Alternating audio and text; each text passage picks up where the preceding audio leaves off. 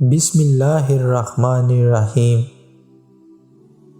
جلد دعا قبول ہونے کا وظیفہ۔ 20ویں پارے کی ایک آیت ہے، امن یجیب المضطر اذا دعاہ ویکشف السوء۔ جو شخص اس آیت کو نماز کے بعد پڑھے گا اور دعا مانگے گا تو اللہ فوراً اس دعا مانگنے والے کی دعا قبول کر لے گا۔